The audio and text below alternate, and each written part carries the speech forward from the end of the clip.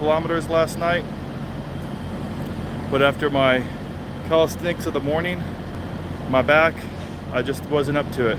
Just like I wasn't up to doing the pull-ups after the end of the day as well. I was going to do them at the end of the day and then do 2.5 kilometers, but my back, when I was doing my push-ups, the bottom left of my gut, well, not even my gut, all the way down to the lowest abdominal muscles was just being pulled by my heavy fat roll and causing a kind of muscle pull that just continued to get worse. And it's been happening lately, and I realized later on in the day that what I need to do is I need to take my back brace, which I never use, because after standing for like 20 minutes, my back gets so tight, and if I keep on standing, eventually it hurts just to try to sit down by bending to sit down, and it's just miserable. So I got me a back brace so that I could be able to have more endurance with my wife when we're walking around the mall or something, but I never used it. Well, now I realize I can use it. I just need to put it around me before I do my push-ups, and hopefully that will hold my fat up so it doesn't pull my muscles. That way I could be able to get 40 push-ups without having to adjust. Yesterday was the first day I had to adjust, raise my back up a little bit just to complete the 40 push-ups. And this way I could probably not have to adjust, not have to feel any pain, and complete all 40 with complete range of motion. I'm all about completion. When it comes to pull-ups, I dead hang. I don't half pull up it. I get it all the way. Sorry about all the noise. I'm outside with all the trucks. My reefer's running, so if I try to record like I normally do in my sleeper, it might be really noisy. Plus, I just got done running. I'd want to run the engine of the truck too and get some air conditioning, and then you have the running of the engine sound and the air conditioning sound, and you probably wouldn't even be able to hear me. So I just completed my long run for the week. I was just going to do 5 kilometers, which is 3.12 miles, but let me tell you something about the gospel of bare minimums. The thing I touched on in Renew Your Resolutions. The gospel of bare minimums is beautiful because as long as you set your bar at a sufficient height, it's not too over motivated. As long as you hit that bar, you're good, and it's at a comfortable level. Find your comfortable level and stick to that bare minimums. I'm not in the gospel of bare minimums right now. I'm in the gospel of maintenance. I'm up to 5s and 50s practically. I can only do 3 dead hang pull-ups, but if I did the half pull-ups like most people do where you don't go all the way down, I could probably do 5. So when it comes to the 5s and 50s, this challenge is not just getting you to the 5s and 50s in the 40 days. It's not getting you even close to that. You might reach it, you might hit that, you might even be on that before you even start the challenge. This challenge is to get you started on the gospel of bare minimums so that you could be able to make your way in that direction. When you start to get in that direction, you start to develop faith in yourself, faith in your capabilities, faith in suffering and enduring to the end. And that's what I did today. Is after about 2.5 kilometers at a good pace, I was about 12 minutes 6 seconds, I think is what it calculated at. It was 19 minutes 13 seconds, and while I was jogging, I was looking up on Google to do the conversion, and it was 12 minutes 6 seconds, I believe, pace. I know I'm alternating between miles and kilometers here, but for the purpose of 5s and 50s, it's kilometers, because miles wasn't adequate to get a decent threshold for board members to be able to meet. And so I did my 2.5 kilometers at a good, strong, steady pace. I know that's slow for a lot of people, but it's fast for me. I mean, you got to think about it. I'm not some skinny kid. I'm about 260 pounds of just flab. Yeah, I got some muscle on me to be able to do my push-ups and my pull-ups, but I am really, really high BMI when it comes to my fat percentage. So if I could be able to do approximately 5 non-dead hang pull-ups, 50 push-ups, 50 sit-ups, and 5 kilometers at this 260 pounds, then there's no reason why anybody else who doesn't have a medical need or condition can't be able to meet the same requirements to become a board member. Now, I'm not going to get into board membership. I'm not going to get into the safehavens.org But suffice to say, if you don't try to do hard things, you will not be able to progress. Progression requires progress, hence the name. And if you can't be able to progress and get into the habit of regularly applying yourself and maintaining your level of ability, then you're just gonna detract and go backwards into your old ways. And so today what I did was, I didn't just stop at 5 kilometers, I did 5.5 kilometers.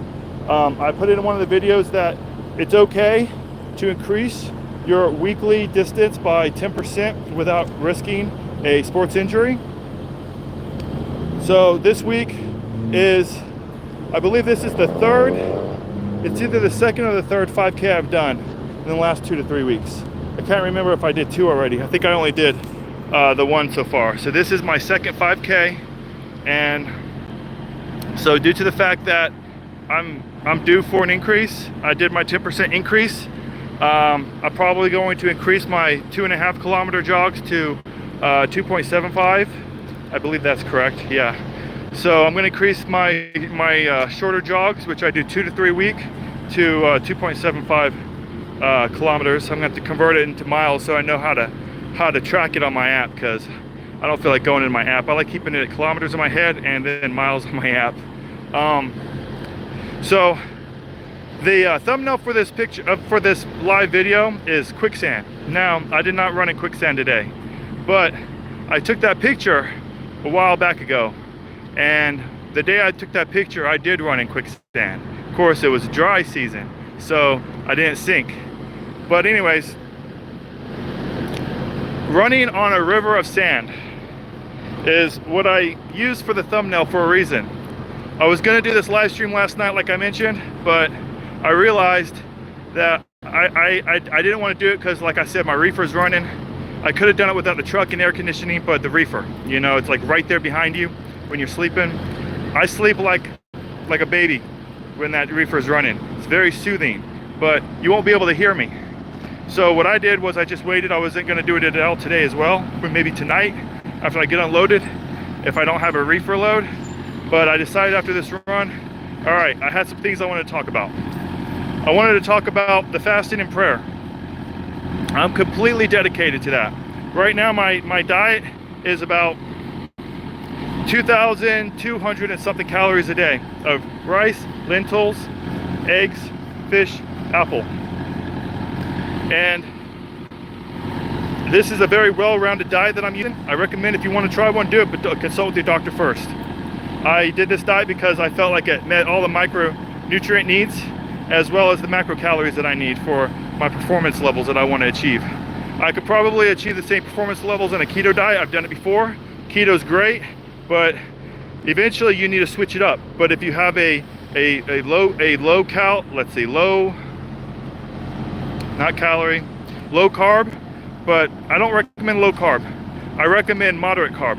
Moderate to high carb is good for fitness levels if you're trying to increase. If you're trying to maintain, same thing. Because if you're low carb, you're relying on ketones.